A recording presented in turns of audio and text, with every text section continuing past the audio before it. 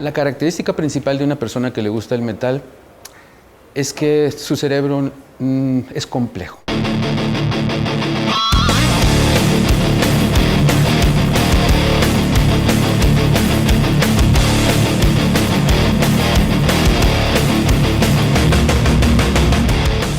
O sea, no estamos ante una persona complaciente o que fácilmente se complace, sino que es una persona que le gusta profundizar en las cosas.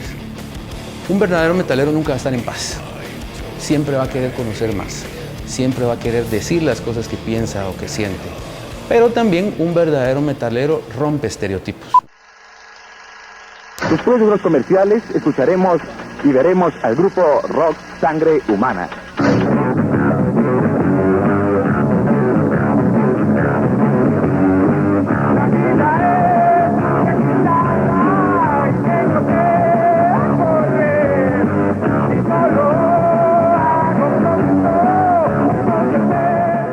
Los retos eran muchísimos.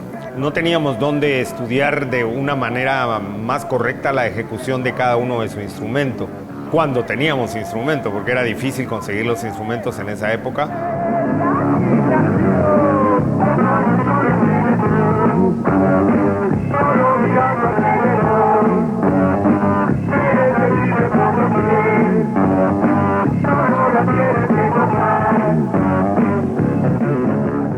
Tratábamos de meter nuestra música. Mira, al principio fue rechazo, porque todos nos pedían música de la que estaba sonando en la radio, hasta que se grabó el primer demo, que yo ya trabajaba en una radio, ahí fue donde nos dimos a conocer. En los 70 vivimos junto a ustedes hermosos momentos y seguimos compartiendo la música que nos trae gratos recuerdos. La voz del hogar, prestigio y tradición en radio.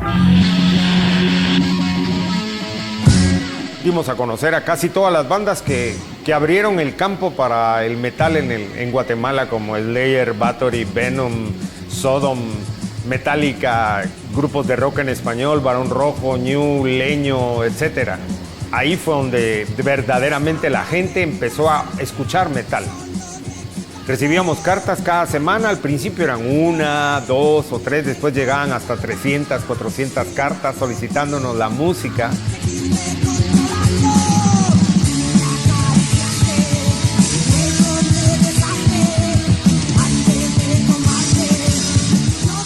Los cambios que se dieron de los años 70 para los 80 en cuanto a los lugares de presentaciones cambiaron. Ya no eran institutos, ya no eran aniversarios de colegios, sino ya eran garage o el gremio ferrocarrilero o donde se podía conseguir un local.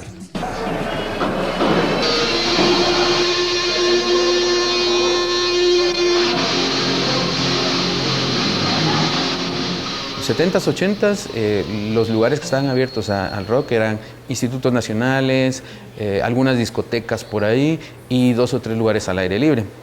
Nosotros en los 90 tuvimos la ventaja de que pues como ya se generaba un poco de dinero, entonces hubieron salones que eran destinados para marimba, marimba orquesta y otros estilos que empezaron a alquilarnos los salones a nosotros.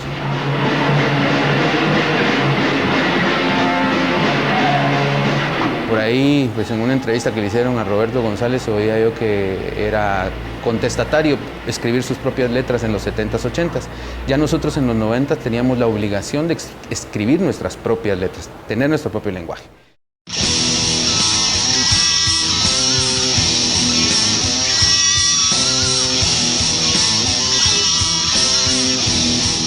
Para el movimiento metal de los 90, la radio que fue fundamental fue la Metro Estéreo, porque Metro Estéreo tenía un programa llamado Revolución Rock, que tuvo muchos conductores, pero Revolución Rock empezó a programar lo nacional.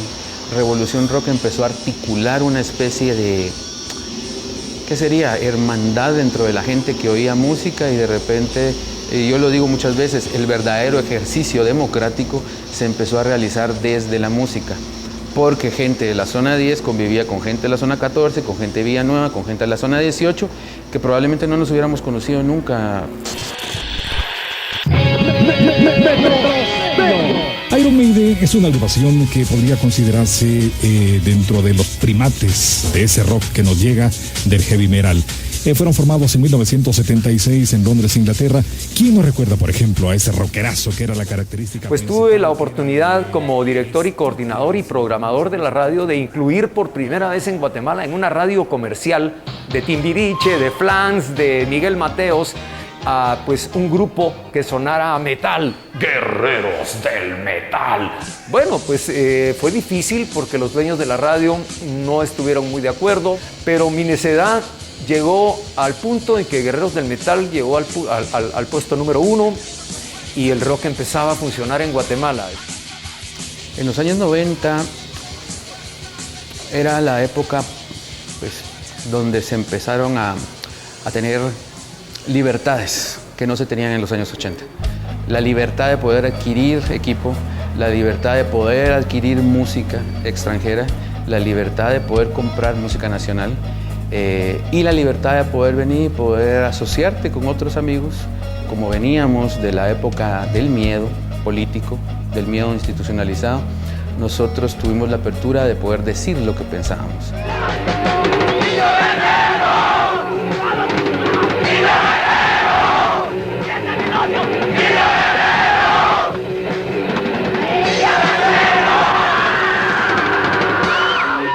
Probablemente lo que no había era una logística fuerte en donde hubiera gran disponibilidad de equipo o hubiera una asistencia masiva, pero asistencias promedio eran de 200, 300 gentes para los conciertos pequeños y a un festival o algo donde fueran varias bandas nacionales o internacionales, podíamos pensar en las 1000 personas.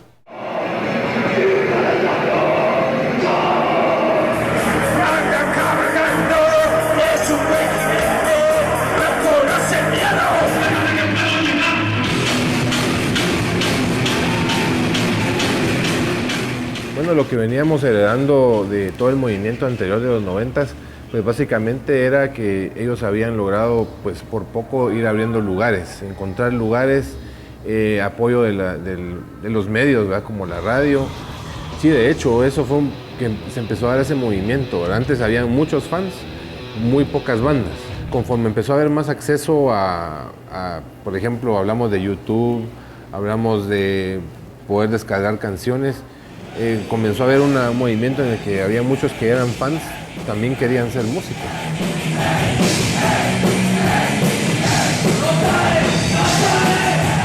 Entonces lo importante era tener un buen disco, un buen producto musical que pudiera competir tanto con bandas locales como bandas internacionales. No desigualdad, justicia social.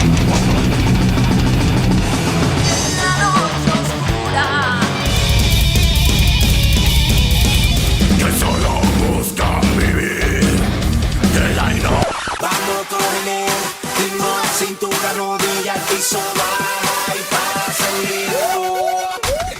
Y cuando se muere el movimiento en la radio, porque la radio apoyó hasta el año 2006, empezamos a ver como que algo difícil el poderse promocionar. Soy un hombre de radio, tengo 35 años de trabajar radio, tengo 47 años de ser rockero desde los 8. Hoy por hoy puedo decirte que el metal no tiene espacio en la comunicación de Guatemala. No hay donde se suene el rock en Guatemala cuando se habla de medios de comunicación. Tenemos toda una nube, tenemos el internet, tenemos la cibernia completa para nosotros, debemos aprovecharla, es lo único que nos queda. Siempre se le tuvo miedo al metal, siempre se le tuvo miedo al rock fuerte, porque, pues no sé, por situaciones sociales me imagino, pero la juventud siempre está ávida de recibir. Lo que hace al metal como un poco accesible hacia la sociedad, o más no tanto la sociedad, sino para los que invierten en la música, es que le tienen miedo. Porque el metal expresa libertad, expresa rebeldía, expresan su descontento con los gobiernos, con la sociedad, con la salud, con el mundo, con el dedo sobre la llaga. Y eso no les gusta a nadie, que les digan qué es lo malo que están haciendo.